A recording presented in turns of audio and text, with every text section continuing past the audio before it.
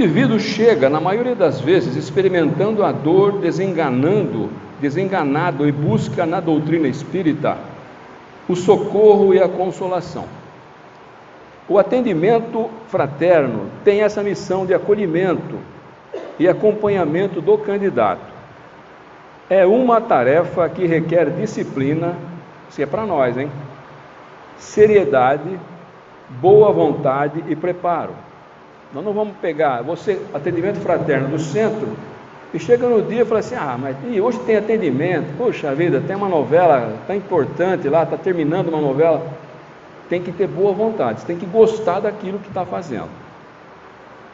Essa tarefa reflete as condições de um centro espírita. É um dos campos onde mais a casa espírita pode atuar em sua missão de agente de transformação. Missão de levar a mensagem do Evangelho de Jesus aos corações sofridos e demonstrar que a cura está vinculada à mudança de atitude mental e de comportamento. É necessário que o centro, então, se organize e se prepare para esta relevante tarefa e demonstrar que a cura está vinculada à mudança de atitude mental e de comportamento. É necessário que o centro, então, se organize e prepare para essa relevante tarefa de acolher, ouvir, consolar, orientar e educar, que chamamos de atendimento fraterno. É necessário presteza, simpatia e agilidade, além de grande discrição e seriedade. Neste caso, a primeira impressão que a pessoa terá do trabalho será muito importante. A pessoa que está vindo pela primeira vez, essa primeira impressão vai ser muito importante. Eu estava ouvindo uma palestra outro dia do Nazareno Feitosa. Ele fala que numa pesquisa realizada, para cada 4 pessoas que vêm à casa espírita, no atendimento fraterno, uma só fica fazendo o trabalho. Então, alguma coisa é preciso ser feita para que essas pessoas realmente assimilem esse trabalho e voltem, continuem conosco. Pessoas sérias não retornarão a locais onde não transpirem idoneidade e credibilidade. Então, a importância nossa nesse trabalho é muito importante. O atendimento fraterno não é um confessionário. Como o próprio nome diz, é um encontro no qual se atende fraternalmente aquele que tem qualquer tipo de carência. Contato psicológico pode-se desviar no momento oportuno uma questão que seja inconveniente e interromper o cliente na hora própria, a fim de que não se alongue demasiadamente, gerando um elan de afinidades entre o terapeuta do atendimento e aquele que busca, evitando produzir-se o que às vezes ocorre entre psicoterapeuta convencional e o seu paciente. Terminando o atendimento fraterno. O atendimento fraterno deve manter-se em condição não preferencial por pessoas, numa neutralidade dinâmica, como diria Joana de Ângeles, porque todos são iguais, diz a justiça perante a lei. A todos, então, que têm problemas e nos buscam, deveremos atender com carinho, sem preferências, sem excepcionalidades, e absorvermos o seu problema, para que ele não se torne um paciente nosso e não transfira todos os seus desafios para a nossa residência. Então você não pode assumir os problemas das pessoas que vão até o atendimento fraterno, porque as pessoas, nós temos uma tendência, quem já fez trabalho com psicólogo, as pessoas grudam no psicólogo, eu quero fazer mais, por quê? Ela tomou o psicólogo como uma muleta. E nós não podemos pegar essas pessoas, que a nossa cura, o nosso problema vai ser curado por nós mesmos. Está tudo dentro de nós, tudo que nós precisamos está dentro de nós. Nós precisamos do terapeuta para nos orientar, nos dar os caminhos, assim como o orientador fraterno. Mas quem vai curar efetivamente somos nós, internamente. E como nós estamos falando sempre no Evangelho segundo o Espiritismo, e nós falamos de Jesus, eu queria fazer umas colocações para dar enfoque à importância de Jesus para o nosso trabalho. Quem se lembra da pergunta 625 do Livro dos Espíritos? Alguém lembra? Levanta a mão. O que o Kardec pergunta para o Espírito de Verdade? Que o Espírito de Verdade, para nosso conhecimento, e já aprovado, é o próprio Jesus. Ele pergunta o que nós temos de guia e modelo para apresentar. A resposta é bem lacônica, é simples. Nós temos vede Jesus. Então, tudo que nós fazemos no trabalho dentro do Centro Espírita, nós temos que estar ligado a Jesus, que ele é nosso guia e modelo. Não adianta ficar inventando coisa. E às vezes, muitas vezes, nós nos preocupamos muito com fenomenologia. Na verdade, nós precisamos do Evangelho. O Chico Xavier, quando as pessoas iam até a Pedro Leopoldo, a cidade que ele estava atendendo, ele falava para os dirigentes: olha, realmente o trabalho que os centros espíritas fazem é muito bom, porque ele leva o conforto material, apazigua a fome, enfim, mas o pão espiritual é a coisa mais importante. As pessoas precisam agora de pão espiritual. A gente observa nos noticiários essa loucura que está acontecendo na sociedade, no mundo, não é só no Brasil. Isso é falta do quê? Alguma coisa lá dentro. E esse lá dentro é o ensinamento de Jesus, é o Evangelho. E eu tenho aqui, por exemplo, normalmente quando nós lemos os nossos livros espíritas, e você sempre esquece de ler a introdução. A introdução é muito importante, tem muitas pérolas que a gente precisa captar. Por exemplo, no livro Fonte Viva, o Emmanuel coloca: com Jesus e por Jesus. Ele diz assim: Jesus veio mostrar aos homens o caminho do verdadeiro bem. Por quê? Tendo-o enviado para fazer lembrar sua lei que estava esquecida, quer dizer, Deus mandou ele para a gente lembrar as leis que estavam esquecidas. Por que não havia Deus de enviar hoje os Espíritos para lembrarem novamente aos homens, e com precisão maior, quando eles esquecem para tudo sacrificar ao orgulho e à cobiça? Nós esquecemos da parte principal espiritual, porque o nosso mundo comercial, o nosso mundo, principalmente no Ocidente, é muito apegado às coisas materiais, porque infelizmente nós somos vistos pelo que nós temos. Você só é valorizado pelo que você tem, e não pelo que você é.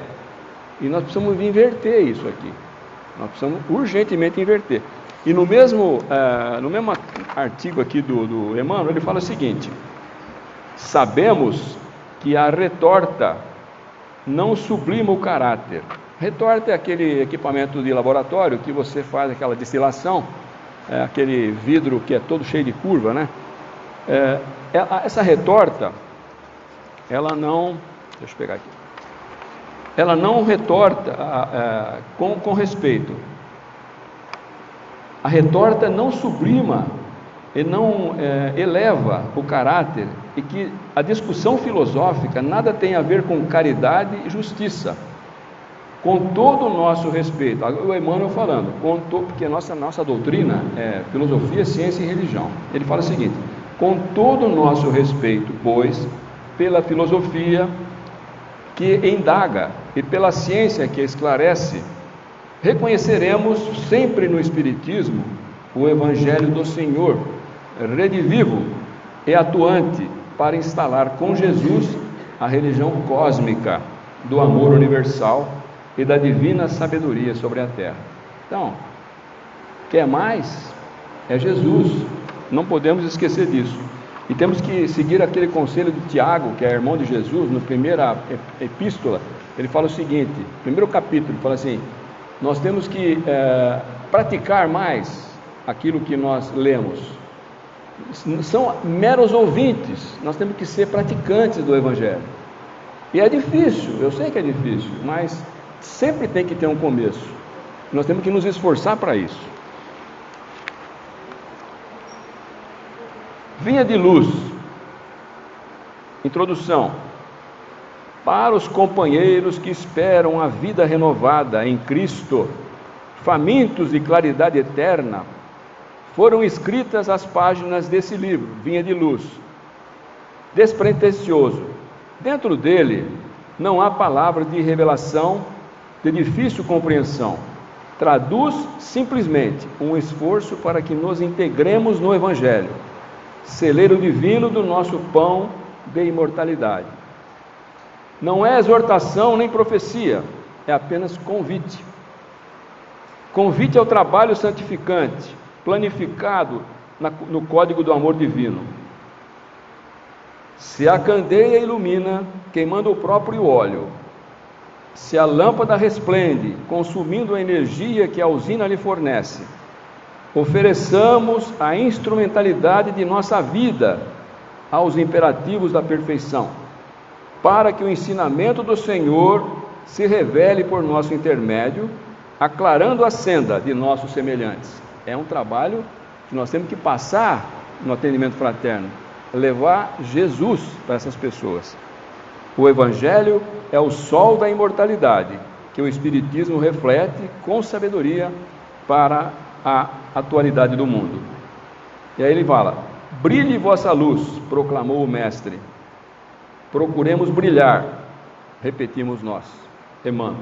Então, eu quis dar uma força nesse aspecto de Jesus, porque, na verdade, é tudo que nós temos. Em todos os aspectos do nosso trabalho dentro de uma casa espírita, nós temos que nos apegar a Jesus. Quem leu Paulo Estevão? Não? Não, mas veja bem, eu li o Paulo Estevão há 30 anos atrás. Agora, há 5 anos eu li novamente. Então, o que acontece com a gente? Gente, você tem que reler esses livros que são maravilhosos. Eu, por exemplo, quando eu li a primeira vez, quando eu li a segunda, eu falei: gente, eu não li esse livro, porque você não é a mesma pessoa. Está provado pela ciência que depois de 7 anos, nós não temos mais nenhuma célula no corpo, daquelas que você, há 7 anos atrás. Você é uma pessoa totalmente renovada. Então, como você está se renovando, nós precisamos muitas vezes ler novamente um livro desse porte, porque esse livro é um histórico da vida de Paulo, né? E aí o pessoal fala assim: puxa vida, mas Paulo perseguiu os judeus e Jesus chamou ele para fazer um trabalho. Mas Jesus, ele não está olhando o que você materialmente, ele conhece o teu coração. Ele via no Paulo: esse cara vai ser um grande divulgador, e foi o maior divulgador do cristianismo. Talvez sem o apóstolo Paulo nós não tivéssemos recebido todo o ensinamento de Jesus. E nessa briga do Paulo Estevão, teve uma briga com o Barnabé. Isso passou a encerrar a parte que nós estamos falando de Jesus. Barnabé, ele era um judeu. Ele queria que o ensinamento do Cristo, que estava começando agora, estava emergente, que fosse passado apenas para os judeus. E o Paulo falou: não, nós precisamos passar para os gentios também, porque nós temos que universalizar o conhecimento que Jesus está nos passando. E aí surgiu um diálogo. O diálogo é muito importante. Ele fala assim: é natural prever com isso muitos protestos e lutas enormes. No entanto, não consigo vislumbrar outros recursos. O apóstolo Paulo falando para o Barnabé. Não é justo esquecer os grandes serviços da igreja de Jerusalém aos pobres e necessitados. E creio mesmo que a assistência piedosa dos seus trabalhos tem sido muitas vezes sua tábua de salvação. Existem, porém, outros setores de atividade, outros horizontes essenciais. Poderemos atender a muitos doentes, ofertar um leito de repouso aos mais infelizes, mas sempre houve e haverá corpos enfermos e cansados na terra. Na tarefa cristã, semelhante esforço não se poderá ser esquecido. Quer dizer, ele está dizendo o seguinte: nós não devemos parar de fazer o trabalho que nós fazemos de cesta básica, de orientação, de doação de alguma coisa. Não podemos fazer nada. Então é importante que nós saibamos aproveitar esse instante para... Aí ele fala assim: na tarefa cristã, semelhante esforço não poderá ser esquecido, mas a iluminação do Espírito deve estar em primeiro lugar. Aqui é importantíssimo: se o homem trouxesse o Cristo no íntimo o quadro das necessidades seria completamente modificado. A compreensão do Evangelho e da exemplificação do Mestre renovaria todas as noções de dor e sofrimento. O necessitado encontraria recursos no próprio esforço. O doente sentiria na enfermidade mais longa um escoadouro das suas imperfeições. Ninguém seria mendigo, porque todos teriam luz cristã para o auxílio mútuo. E por fim, os obstáculos da vida seriam amados, como corrigendas benditas de pai amoroso a filhos inquietos. E aqui eu termino o enfoque que eu quis dar para a parte de Jesus e a parte da importância do atendimento fraterno. Então vamos dar sequência agora ao nosso trabalho. Bom, vocês estão lendo aí, o centro espírita, por analogia, pode ser comparado a um hospital de pronto-socorro. E quem vai ser os médicos e enfermeiros desse hospital? Nós, que somos os atendentes. Enfermos de todos os matizes que ali se dirigem diariamente, confiantes e esperançosos, e mais, os templos espíritas são como hospitais, precisam de clínicos competentes e estudiosos, hábeis humanitários, capacitados a ajudarem eficientemente os enfermos que ali buscam medicamento e socorro. Quer dizer, nós não podemos fazer acepção de pessoas quando vão ao centro espírita. Se a pessoa chega lá, quando chega no hospital, quem é médico sabe disso, o cara chega totalmente estourado, desceu da ambulância, ninguém vai perguntar para o cara na maca, olha, você é corintiano ou é palmeirense? Não vai perguntar, porque não interessa. Você vai ter que pegar a pessoa, colocar lá para dentro e fazer o que tem que fazer. Então, nós não vamos ficar preocupados com o nosso... Quando você atende uma pessoa no centro espírita, você não vai ficar lá perguntando, olha, mas a senhora, que religião a senhora professa? Esquece isso aí. É o pronto-socorro. Lá na frente nós vamos ver um aspecto que o Kardec fala que todo mundo não acreditou que ele tivesse falado aquilo, que é, o espiritismo não veio para fazer prosélitos, não veio para fazer seguidores, ele veio para aquelas pessoas que não têm fé. Então ele fala assim, as igrejas se encarregam de dar continuidade, mas se elas não fizerem isso, é o que acontece conosco, as pessoas voltam para o centro espírita, porque é aqui no espiritismo que você encontra a resposta para tudo.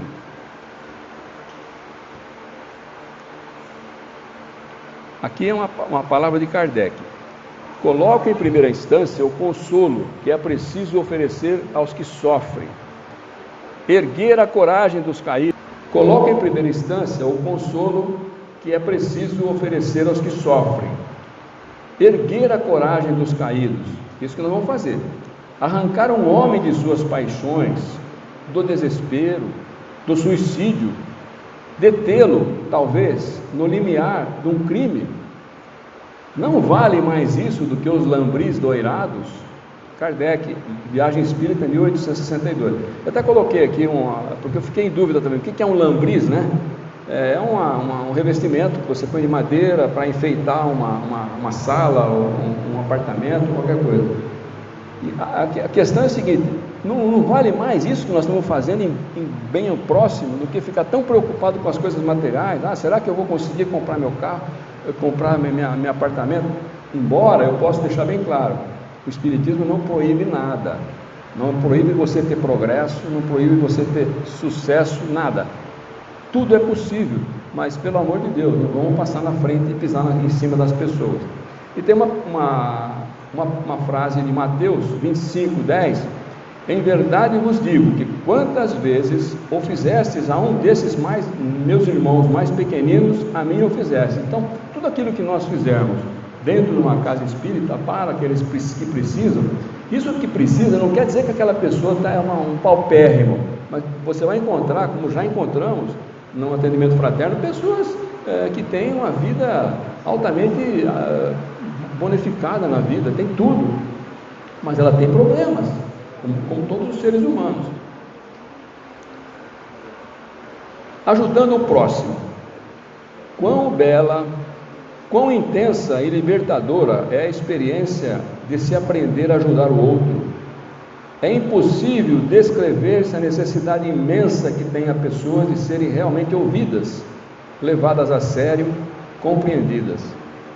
Nós precisamos realmente ouvir mais as pessoas, porque infelizmente a gente está sempre tocado em nós mesmos. Nós temos muito egoísmo, nós somos muito orgulhosos.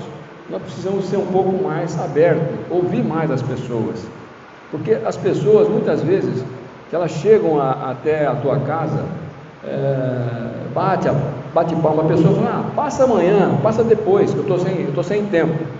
Mas a hora da carência é aquela. Se você não atender aquele momento, já passou. Você não vai ver mais essa pessoa. Então, pare um pouco. Até eu lembrei de um caso do Eurípides, aquele que foi professor do Ilse. Ele disse que conversou ele estava passando numa rua e encontrou um bêbado. E o bêbado estava lá, meio capenga, ele agachou, né? E começou a conversar com o bêbado. E ele perguntou ao bêbado, qual é o seu nome? Ele falou assim, o bêbado começou a chorar. Eu até me emociono, porque imagina o que passou na cabeça dessa pessoa. Ele tem um nome. Quem batizou ele? Ele tem um pai, tem uma mãe. Então a pessoa, de repente, ele cai na real, poxa vida, as pessoas se aproximam de mim com uma moeda para mim me afastar. E aquela pessoa foi fraterna, conversou. Aquilo foi um bem para ele, um bem maravilhoso. Ninguém pode se desenvolver livremente nesse mundo, nem encontrar uma vida plena, sem sentir-se compreendido por uma pessoa, pelo menos. Aquele que quiser se perceber com clareza, deve se abrir a um confidente, escolhido livremente e merecedor de tal confiança. Isso quem diz é um psiquiatra, Paul Tournier. Quem que não precisa de alguém para conversar? Todos nós precisamos, às vezes, de um ombro amigo para chorar. E o que acontece? Se a pessoa sabe que você está passando por uma dificuldade, seja ela de relacionamento, principalmente a financeira. A financeira é principal. As pessoas não encontram alguém. Se ela sabe que você está passando por uma dificuldade financeira, ela foge de medo de que você vai pedir. É porque você tem que ouvir, né? E às vezes a pessoa, você abriu o ouvido para a pessoa, porque quando nós falamos, quando nós precisamos, nós também precisamos de atendimento fraterno, muitas vezes. Agora, quando nós precisamos, o importante é que você verbaliza o que você está sentindo. Saber o que você tem que fazer, você sabe. Todos nós sabemos, pela nossa experiência, né? Agora, só que se alguém está ouvindo você falar, o fato de você verbalizar, você já começa a ser curado. Quando a pessoa vai no psicólogo e não fala, fica gostoso, depois sai lá, faz leve, aliviado. Então nós temos que falar menos e ouvir mais, né?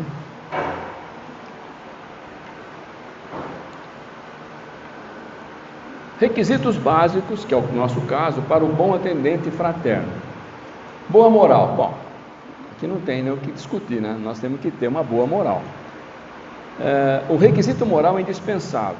Se o atendente não tiver um comportamento saudável, será difícil sintonizar com os bons espíritos. E esse negócio de sintonização, olha gente, eu tenho experiência própria. Já aconteceu e aconteceu, eu tenho certeza, com todas as pessoas que já trabalham em atendimento fraterno, de situações em que você recebe uma pessoa na sala, e a pessoa começa a falar uma problemática, e você fala assim, meu Deus, nunca vivi uma situação dessa, o que eu vou falar? E você está ali, sintonizado, no local, já é um local preparado, e você fica quieto. Simplesmente, a pessoa falando, de repente você começa a falar, e o que você fala, você vai vendo na fisionomia da pessoa a transformação, que ela entrou com uma cara pesada, uma carranca, e de repente ela sai sorrindo. Agora você fala assim, gente, mas felizmente a gente esquece o que falou. Quando você sai da sala, pelo menos eu tenho isso, eu não lembro o que eu falei, o que aconteceu. E se eu vejo a pessoa naquela data que nós programamos ela para fazer o atendimento lá no centro, eu posso ver, eu sei que eu atendi, mas eu vou lá e pergunto: tudo bem com a senhora, tudo bem e tal, ou com o senhor, mas eu não sei o que era o assunto. Mas você vai lá para ver, está tudo bem, se ela foi bem recebida tal. Então é importante isso, nós temos que estar sintonizados sempre. E quando você está bem, o que se atrai? Espíritos bons. Ao menos ele tem que estar sinceramente engajado na melhora como pessoa. Nesse sentido, vale a pena lembrar uma das características de um homem de bem, apresentada por Allan Kardec. O homem de bem estuda suas próprias imperfeições e trabalha sem cessar para combatê-las. Quer dizer, todos nós sabemos dos nossos defeitos, nossas falhas. Se fizer uma retrospectiva, você sabe até mais ou menos o que você foi na outra encarnação.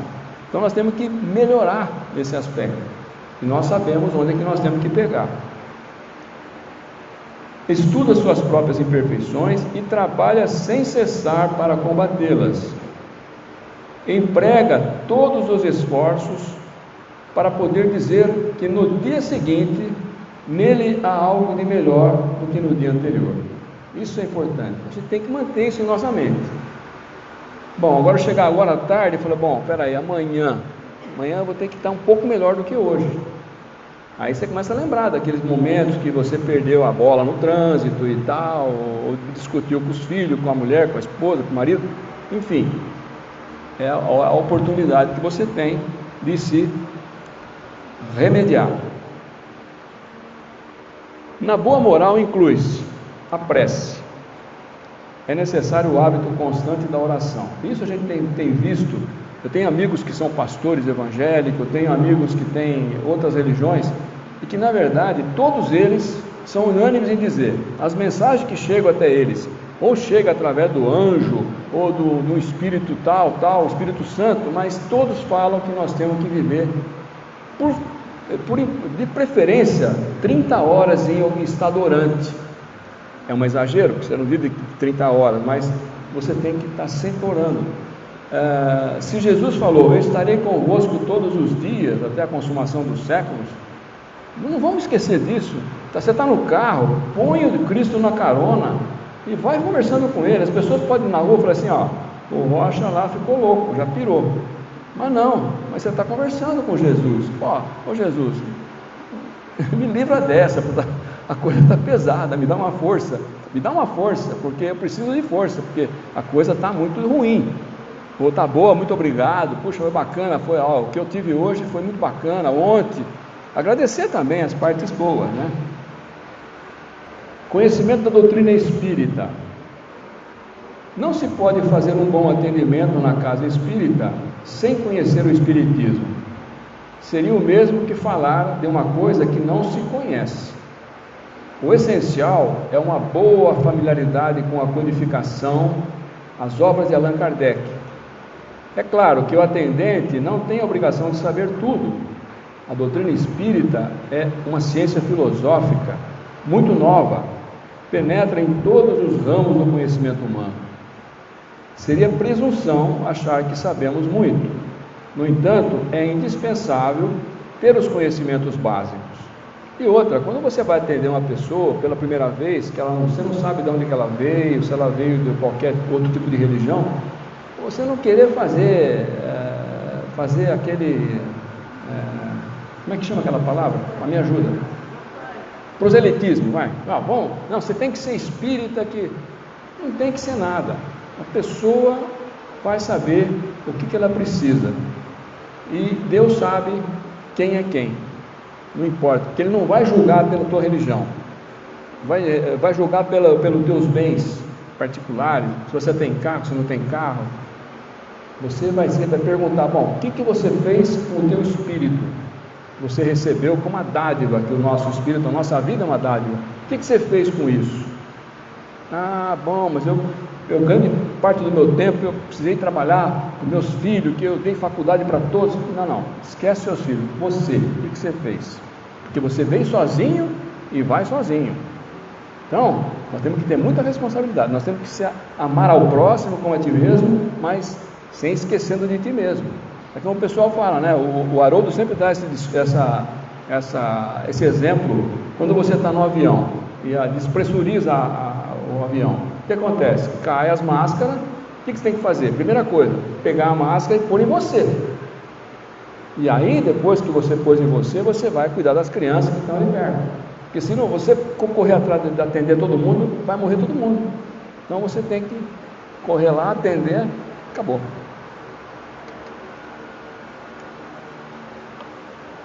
Além da codificação, existem livros clássicos de grande valor. Só para mencionar alguns, a série André Luiz. Todos conhecem a série André Luiz, porque a gente observa muitos centros fazendo cursos, né? Dos mensageiros, missionários da luz. Ali tem todo um arcabouço do que acontece lá no plano espiritual. Então é importante que nós tenhamos esse conhecimento também. Mas, se você não tem o tempo suficiente para ver essas obras, mas pelo menos que vocês peguem o Evangelho, que é esse que transforma a gente. A coletânea de obras, Obsessão, Desobsessão, do Espírito Manuel Filomeno de Miranda, são livros importantes para quem está trabalhando no atendimento fraterno. A série psicológica de Joana de Ângeles. Eu particularmente, eu não tenho vergonha de dizer, eu não li nenhum livro da série psicológica de Joana de Ângeles. Realmente eu não encontrei aí num tempo, né? Porque a gente tem que preparar a palestra e você fica preso na base, nos livros básicos da doutrina. Agora, os romances históricos de Emmanuel, esses são mais gostosos de ler, porque é romance. Então não são aqueles livros mais pesados, livros técnicos da codificação.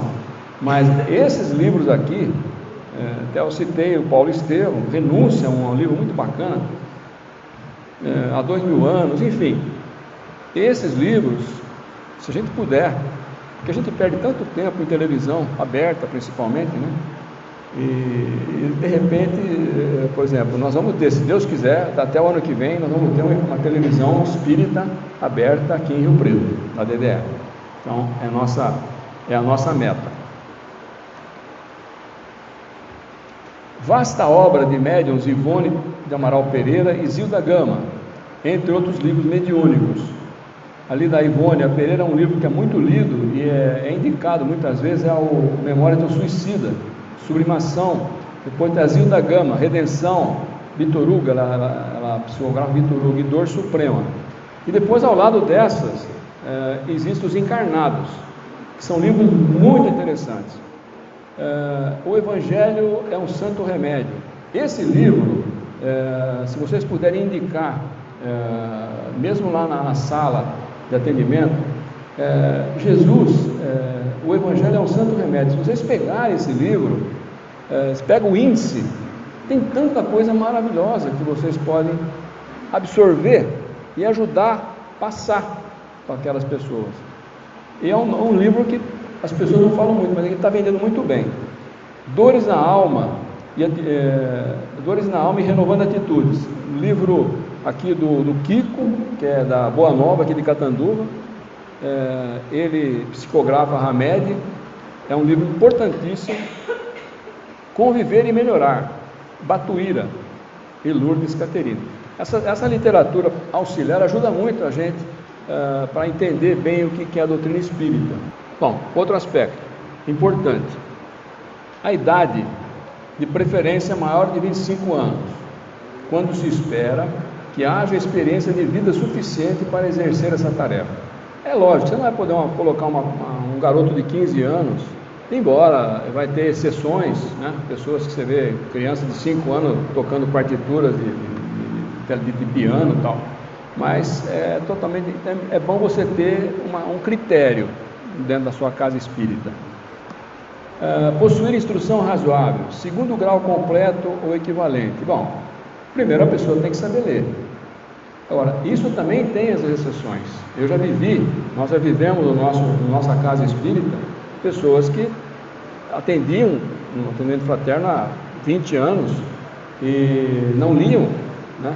Mas tinham amor, né? E tinham conhecimento, ouviam muito, assistiam muitas palestras e davam orientações que as pessoas sempre falam: puxa vida, eu vou conversar com aquela pessoa que ficou muito bom, ela é muito bacana, gostei dela. Então, são coisas que tudo tem exceções, mas nós temos que ter uma regra para poder não bagunçar, né? Conhecer a casa espírita que frequenta, seus objetivos, atividades, dias, horários e finalidade de cada atividade, a fim de atender e encaminhar os assistidos conforme suas necessidades. Você não vai pegar uma pessoa só porque ela tem um pouco de fama, que ela veio de outro centro, então você vai lá e coloca ela para atender. Ela atende a pessoa, vai falar: mas espera aí, que dia que eu posso vir aqui? Que dia que tem esse trabalho na casa? A pessoa está lá dentro para atender, não sabe. Então você tem que saber: olha, os trabalhos são feitos na segunda, terça, quarta, quinta, sexta, tem isso. Então a pessoa já indica: olha, a senhora tem que vir aqui na terça-feira, ou a outra vai na sexta, por causa do seu problema é isso. Então ela tem que saber, tem que conhecer a casa que ela frequenta. Aceitar e cumprir as normas da casa. Isso é básico, isso é uma questão de disciplina. Quando você é um ser individual, mas quando você entra num grupo, você tem que se adaptar ao grupo. Existe uma diretoria que decide as coisas. Agora, não adianta você ficar rebelde: não aceito isso. Então você sai desse centro, vai para outro. Mas enquanto você frequentar essa casa, você tem que respeitar toda a estrutura, o que a administração pede, porque é uma coisa que nós não queremos, mas a lei é assim. O centro espírita tem que ter um CNPJ, tem que ter todas as características legais. E quando tem uma diretoria, faz a reunião de diretoria. E o que acontece, muita gente observa: reunião de diretoria, cadê o pessoal? Não tem ninguém, tem 4, 5 gatos pingados. E aí a pessoa decide uma coisa, a pessoa fica tudo bravo: nossa, mas como que vocês decidiram isso? Eu não estava presente. Então venha, compareça, né? Assíduo e pontual. Ela chega assim: o centro começa lá às 20 horas. A pessoa chega 20h15. Desculpa, tal. O centro não pode esperar a pessoa chegar. Vamos esperar uns médios. Eu já vi centro fazendo isso. Vamos esperar um pouco mais de médium, porque senão fica... Tem que ter uma disciplina. E eu falo para vocês, por exemplo, uma experiência própria. Quando eu vim para cá em 77, eu já comecei a frequentar o Caibanchuto. Sabe como é que era o Caibanchuto? 8 horas fechava a porta. E quem chegava não ia assistir. Eu lembro que o Alencar, um dia ele chegou atrasado, acho que 5 minutos, e o pessoal falou: Alencar, ele falou: não, mas pode entrar. Não, eu não vou entrar, eu sou o presidente, eu devia ter chegado cedo. Ele virou as costas e foi embora. Ele respeitou, né? Agora depois o pessoal foi chegando aí, foi mudando, então as portas ficam abertas como todos os centros, né? Quem chegar atrasado, problema de cada um, mas os trabalhadores têm que estar lá presentes para a hora que começar, tá funcionando. Ter disposição para essa tarefa e executá-la com alegria e sincero desejo de servir. Aquilo que nós falamos anteriormente, nós temos que gostar do que estão fazendo. Porque, o que você está fazendo aqui? Então fica em casa, não adianta, vem trabalhar, vem com prazer. Boa apresentação, vestir-se com simplicidade, decentemente e estar sempre em boas condições de higiene pessoal. Gente, não tem nada com isso, mas de repente a pessoa foi fazer uma janta correndo, pegou cebola, fritou aquilo, a pessoa está cheirando cebola e vai para o centro correndo. Não fica bem. Não, é uma coisa comum que a gente pode ver. Então, nós temos que dar uma boa apresentação, se prepare durante o dia. Eu tenho aqui no centro hoje, pelo menos eu vou parar meu trabalho para 5 horas, tá? Vou tomar meu banho, né? Passar um perfuminho, de repente, né? Porque também não pode se encharcar de perfume, que a pessoa que tem alergia fala: nossa, eu entrei naquela sala, quase começou a espirrar, porque... Então você tem que ter bom senso em tudo que se faz. Responsabilidade com o comportamento dentro e fora do centro. evitar bebida alcoólica e fumo. Será desagradável ao entrevistado sentir o hálito de bebida ou fumo na pessoa que está atendendo. Ou então, ser atendido e posteriormente encontrar o entrevistador ou entrevistadora no bar ou no clube, à frente de copos e garrafas de bebidas alcoólicas. Agora, aí o pessoal fala assim, mas então, uma vez eu comentando com isso uma colega minha, eu falei assim, mas então vocês são hipócritas. Mas na sua casa você não toma cerveja? Não, de repente você toma. É um churrasco, tem uma festa, qual o problema? Agora, a pessoa, imagina a pessoa sozinha, num barzinho, escuro, uma música sertaneja, nada contra a música sertaneja, aquelas músicas de dor de cotovelo, a pessoa lá com aquela garrafa, o que vai acontecer? Assim, ali se passa, assim, ó, nossa, ó, eu vi o Rocha tá mal, ele estava bêbado, ele já tinha tomado umas 10, quem conta um ponto, aumenta um ponto, né? Então você, a representação, e olha, eu vou contar um caso pessoal, eles falam para você não trazer casos pessoais dentro da sala de atendimento, mas aconteceu comigo, foi em 1991, se não me engano. Eu trabalhava em Mirassol e eu passava numa padaria no retorno, e eu comprava pão, a gente nunca jantou, né, sempre um lanche e tal, e o outro pão ficava para o dia seguinte. Eu estou ali no bar, não vou falar que bar que era, numa padaria, e todo dia eu passava. Aí o cara falou assim, pô Rocha, espera 5 minutos que vai sair um pãozinho quente. Então tá, eu espero. Encostei no balcão. Aí ele fala assim, pô Rocha, toma um chopinho, rapaz. Toma um chopinho enquanto você espera. Eu falei, tudo bem. Ainda tinha aquelas taças, né? Estava tomando chopp, saiu lá de dentro da padaria um garoto. Ele falou assim, não sei, parece que eu te conheço. Parece que eu te conheço. Eu falei, não, você, quando eu mudei para cá, você levava a marmita, que eu pegava uma marmita e tal. Não, mas não é, você não faz palestra no Caibar? Eu falei, meu Deus, na hora caiu a ficha, né? Aí eu fiquei imaginando na minha cabeça, poxa vida, se esse cara está fazendo um tratamento anti-alcoólatra, e ele me vê, eu que estou dirigindo, fazendo palestra, tudo bem, o que vai acontecer? O exemplo, pode tomar mesmo, o Rocha estava tomando, então nunca mais você vai me ver eu num barzinho, num boteco ali tomando cerveja. Quer dizer, eu posso tomar até em casa, mas percebe qual é a nossa responsabilidade perante as pessoas, que nós temos que ter essa preocupação, que nós somos responsáveis. A doutrina espírita não estabelece proibições, mas nos ensina a viver com dignidade evangélica. Quando assumimos compromissos na casa espírita, estamos conscientes de que devemos evitar toda e qualquer atitude que venha deslustrar a nossa imagem de espíritas. Quer dizer, tudo que for pegar a nossa imagem, abaixar, isso vai pegar mal para nós.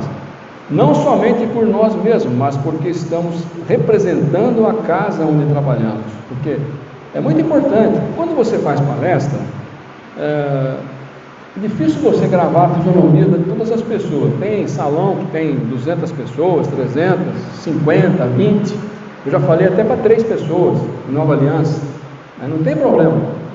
Mas a pessoa, ela vê você. Você está na fila do banco, ela fala assim, esse cara que está bravo com a caixa aí, esse cara não faz palestra lá no fulano? O que ele está apelando com a caixa do banco? Por quê? Então, em cada lugar você pode sofrer por dentro, uma vontade de falar, mas, eu não posso falar porque eu sou espírita, eu sou um exemplo, né? O exemplo vale mais que 1000 palavras, né?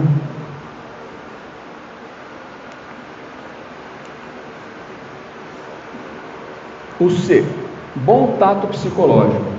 Esse item valioso é adquirido com a vivência e o estudo simultaneamente. A característica primacial de alguém que tem um bom tato psicológico é a capacidade de saber ouvir com atenção, interesse, simpatia e paciência, sem ideias preconcebidas. Dar atenção à fala dos companheiros em privação, ouvindo-os com afetuosa paciência, sem fazer simultaneamente outra coisa e sem interrompê-lo com indagações descabidas. A pessoa está falando, você faz umas perguntas que não tem nada a ver. Ah, você é casada? Você é solteiro? Né? As coisas que não têm interesse. Então, deixa a pessoa falar. Aprendamos a ouvir para auxiliar, sem a pretensão de resolver. Que nós temos uma vontade de resolver os problemas dos outros, né? Porque, eu tenho uma ideia aqui para falar que vai ser a solução de tudo. Saber ouvir é uma arte enquanto a pessoa à nossa frente fala. Devemos estar atentos e interessados. Não interromper. Por exemplo, já entendi qual é o seu problema. Quer dizer, a pessoa quer cortar logo. Já entendi o seu problema. Se a pessoa alongar-se demais, com muito cuidado, fazer uma observação e iniciar um diálogo produtivo, porque a gente vai ter que fazer uns cortes de vez em quando. Que tem pessoas, quem já tem atendimento fraterno, sabe que tem pessoas que repetem a história. Ela fala uma vez, depois ela começa de novo. Se você ficar lá ouvindo, vai ficar a noite inteira. Então, chega num momento com tato, com percepção, fala, entra por um caminho que você vai ser mais objetivo, né? Vai levar a pessoa por um caminho objetivo. Então é muito importante isso. Agora, antes disso, eu tenho um texto aqui que eu acho maravilhoso para nós que somos atendentes fraternos, que fala sobre saber ouvir. Vocês conhecem o Rubem Alves? Conhecem, né? Ele tem um texto que diz o seguinte: escutatória.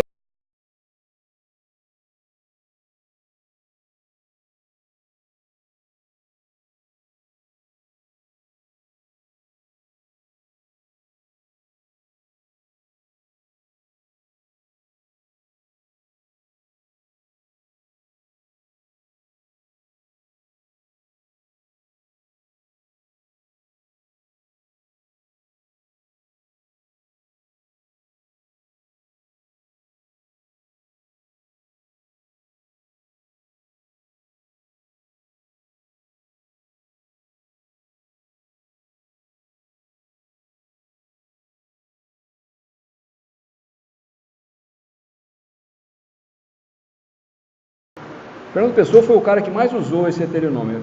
Heteronômio tem o pseudônimo. O pseudônimo é aquela pessoa que ela faz uma coisa dela, muda o nome só. E o heteronômio, ele é a pessoa que ele cria uma personagem.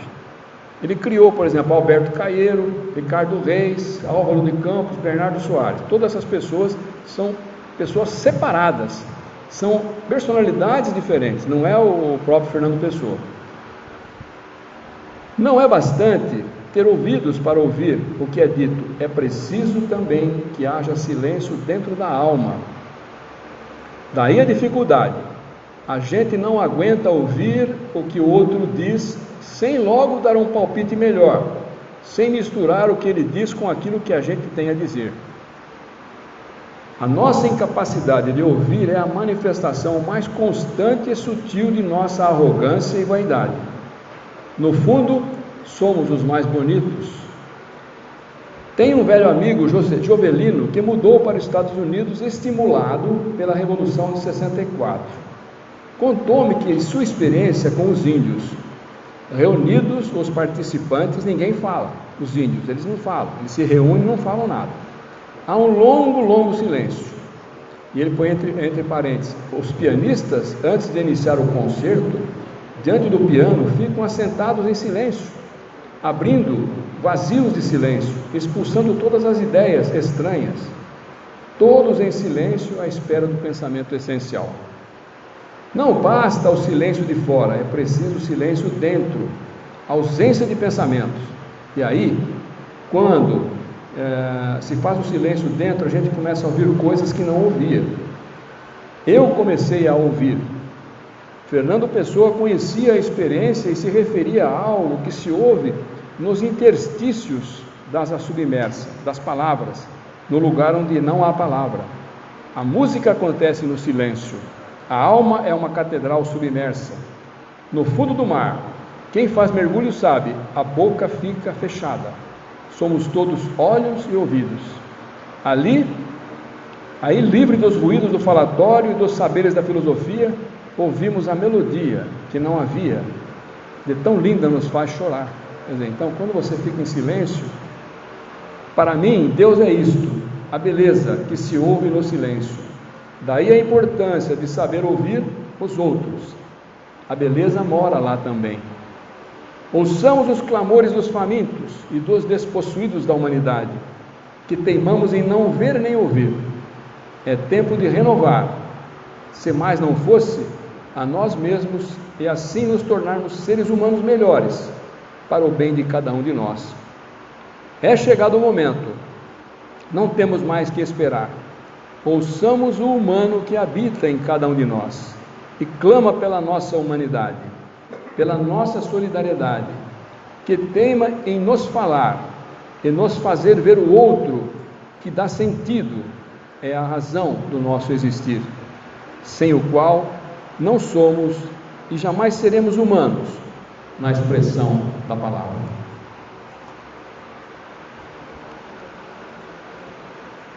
Esse tato psicológico que acabamos de falar, possui também aquilo que Sueli Caldas-Schubert chama de empatia. A empatia é um estado de identificação profunda com o outro, é mergulhar dentro do outro. É nessa identificação que o verdadeiro entendimento ocorre. Para ter empatia, é necessário inicialmente ter simpatia. A empatia significa sentir dentro. A simpatia significa sentir com. A empatia significa transcender a dimensão tempo. Eu tenho tempo para lhe ouvir e dar atenção aos próprios conteúdos emocionais do atendido. Eu me coloco à sua disposição e nesse momento você é a pessoa mais importante. Os seus problemas são o centro do meu interesse. Olha que posição que nós temos que viver. Portanto, é aconselhável que aqueles que lidam intimamente com as pessoas procurem desenvolver a sua capacidade e empatizar. Adler reconhece na empatia uma das funções mais criativas da personalidade e diz: a empatia ocorre no momento em que um ser humano fala com o outro. É impossível compreender outro indivíduo se não for possível ao mesmo tempo identificar-se com ele. Se buscarmos a origem dessa capacidade de agir e sentir como se fôssemos outra pessoa, iremos encontrá-la na existência de um sentimento social inato. Quer dizer, nós já nascemos com esse sentimento de viver em sociedade. O próprio Aristóteles falava que o homem é um animal gregário que só vive em sociedade. Você não vive sozinho. Então, nós precisamos depender, nós temos que interagir com o outro. Iremos encontrar na existência de um sentimento social inato. Na realidade, ela é um sentimento cósmico e um reflexo do encadeamento de todo o cosmos que vive em nós. É uma característica inevitável de ser de um ser humano. Quer dizer, é uma característica própria do ser humano. Finalizando, não julgar o outro, respeitá-lo. O não julgueis, lecionado por Jesus, deve ser predominante como postura espírita diante de nosso semelhante. Neste sentido, avulta a importância de se estimar as pessoas, sem condená-las. Não se chocar com o que for relatado. Essa aqui é importante, porque as pessoas, às vezes, dentro do atendimento fraterno, a pessoa se choca com o acontecimento que a pessoa passou para nós. Você não pode, você tem que ser firme, você tem que saber conduzir. E ele faz uma frase do John Powell, diz o seguinte: se exponho a minha nudez como pessoas, não me faça sentir vergonha. Porque muitas vezes você atende uma pessoa no centro espírita, um atendente fraterno, se você ficar querendo esmiuçar a vida da pessoa, acaba tirando alguma coisa dela que ela talvez não gostaria de falar, uma intimidade, por exemplo. E se amanhã essa pessoa for trabalhar com você na casa, ela vai ser uma atendente também, uma trabalhadora da casa, toda vez que ela te encontrar, ela vai falar assim: puxa vida, será que ele está lembrando daquilo que eu falei para ele, que eu falei para ela? Então, é importante que não precisa ficar esmiuçando. O problema é geral, você vai, ouve e passa a informação do que realmente ela vai precisar. Orientar à luz da doutrina espírita, evitando opiniões e exemplos pessoais. A doutrina espírita está fim de papo. Agora, você começar a contar caso seu, eu contei o caso aqui da padaria, mas para vocês só, você não fala para ninguém. Então, é uma coisa que você não deve entrar em detalhe. Então, os seus problemas com aquela pessoa. No momento do atendimento, abstrair-se de seus problemas pessoais e ver no outro o problema maior, seja qual for. Ter a humildade para reconhecer as próprias limitações e saber que não lhe compete e nem poderia solucionar todos os problemas do outro, e sim clarificá-lo com as diretrizes espíritas. Quer dizer, você não vai resolver os problemas. À medida que a pessoa vai trazendo os seus problemas, você, com orientação evangélica, espiritual, você sutilmente vai passando informações para ela, que ela se transforme. Que muitas vezes nós sofremos em busca de uma cura, um exemplo. Mas muitas vezes a cura, ela demora para acontecer. Por quê? Porque o nosso tempo não é o tempo de Deus. Então, o tempo de Deus, nós não sabemos qual que é. E nesse período que você está passando por aquela dificuldade, é um trabalho que está sendo feito no seu espírito. É a demora que leva a pessoa a criar e conhecer muito mais a si própria, a necessidade. E muitas vezes, se ela não tem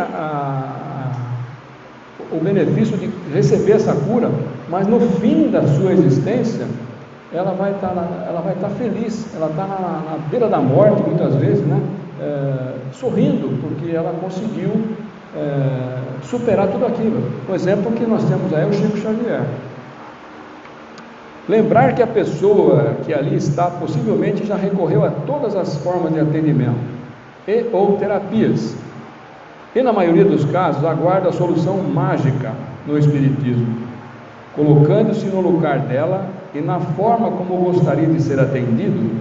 Procure mostrar que tais soluções se iniciam a partir dela mesma, nas próprias potencialidades e na confiança em Deus. Porque à medida que essa pessoa, depois de ser trabalhada, conversada, ela começa a frequentar a casa, e só o fato dela assistir palestras 2 vezes por semana, quantas coisas que ela observa, ela recebe, e ela começa a fazer a transformação. Uma frase, às vezes, numa palestra, o pessoal fala assim: uma palestra você, quando muito, você consegue absorver apenas 5%, mas que seja 5%, esse 5% penetre em você, para você fazer a transformação.